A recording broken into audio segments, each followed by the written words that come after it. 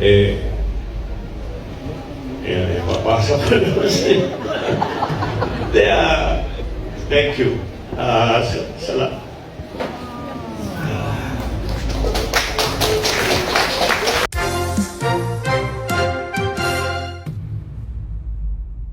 Joey De Leon at mga opisyal ng Eat Bulaga tuluyang binasag ang matinding haka-haka ukol sa umano ay pagharang at pagtibag sa umuusbong na Maybe Love team ni Reza Medizon at Bimby Aquino Yap sa gitna ng mga kumakalat na kontrobersyal na patutsada. At may init na usapin sa social media.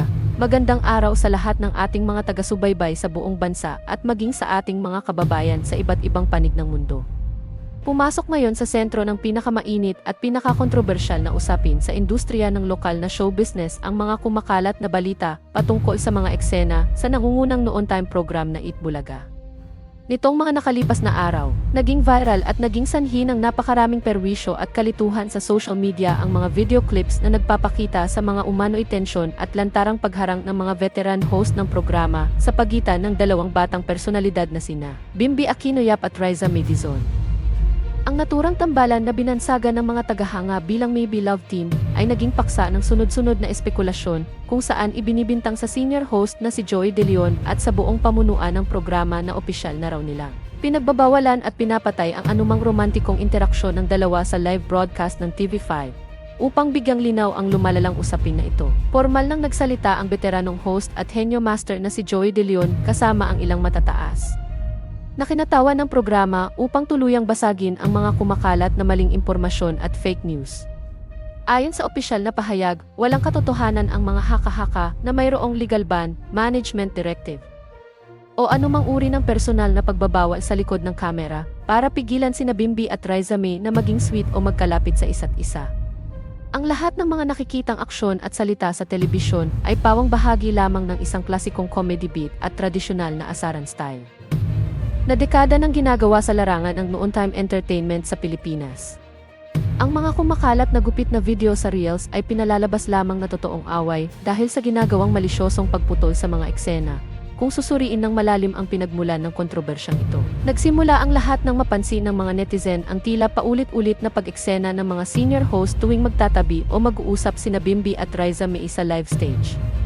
Sa tuwing magbibitiw ng banat si Bimby o magpapakita ng simpleng pag-aalalay kay Reza May, agad na pumapasok sa eksena sina Joey De Leon, Vic Soto, Tito Soto, Jose Manalo, at Wally Bayola upang sumingit at umasta bilang mga sobrang striktong tiyuhin o tagapagtanggol sa mga matatalas ang mata na tagapanood ng telebisyon. Malinaw na ito ay bahagi lamang ng tropang The Barkads comedy trope kung saan ginagawang katatawanan at pampatawa ang anumang aksyon ng kabataan upang panatilihing masaya at buhay ang daloy ng palabas. Subalit, dahil sa kapangyarihan ng modernong short-form video algorithms, ang mga 10 segundong clip kung saan sinasaway si Bimby ay inilalabas ng walang context kung kaya't mabilis itong pinaniwalaan ng publiko bilang isang totoong hidwaan sa likod ng entablado sa pagpasok ng taong ito. Kapansin-pansin ang napakalaking pagbabago at pagmature ni na Bimby Aquino Yap at Reza Medizon sa harap ng kamera.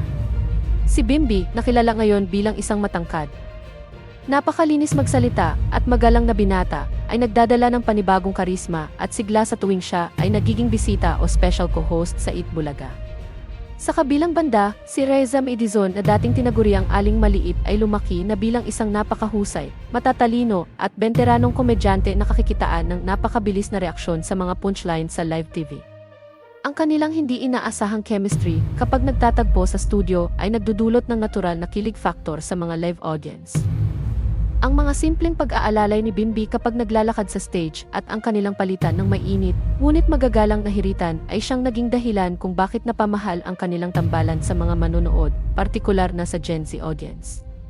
Subalit sa kabila ng natural na chemistry ng dalawa, mayroong 5 napakahalagang dahilan at malinaw na pamantayan kung bakit kinakailangang maglagay ng hangganan at limitasyon sa kung gaano kasweet ang dalawang artista habang nasa himpapawid. Unang-una narito ang pagsunod sa mga alituntunin at regulatory guidelines ng MTRCB para sa noon time slot. Ang Eat Bulaga ay isang pampamilyang palabas na ipinalalabas sa tanghaling tapat kung saan napakaraming bata ang nakatutok sa telebisyon. Dahil dito, ang anumang uri ng labis na pagpapakita ng kapusukan, flirtation, o o aksyon na pwedeng bigyan ng maling kahulugan ng mga manonood ay kailangang limitahan at bantayan upang panatilihing malinis, disente, at angkop sa pampamilyang gawi ang buong palatuntunan. Pangalawa rito ay ang usapin ng individual branding at career direction ng dalawang batang personalidad. Sina Bimby at Raiza May ay nasa proseso pa lamang ng pagbuo ng kani-kanilang sariling mga pangalan at karera sa industriya. Si Bimby ay unti-unting pumapasok sa mundo ng media at hosting nang may matinding focus sa kanyang imahe bilang isang magalang, maayos, at edukadong binata mula sa kilalang pamilya. Samantalang si Raiza May naman ay patuloy na kinikilala bilang isa sa mga pangunahing haligi ng komedya at hosting sa network. Ang masyadong maagang pagpapatali sa kanila sa isang permanenteng romantic angle o love team ay pwedeng maging balakid sa kanilang mga susunod na solo opportunities at personal na pag-unlad bilang mga individual na artista. Pangatlong dahilan ay ang mismong pamamahala ng TV5 at ang pamilya ni Bimby sa usapin ng management protection at anti-exploitation rules.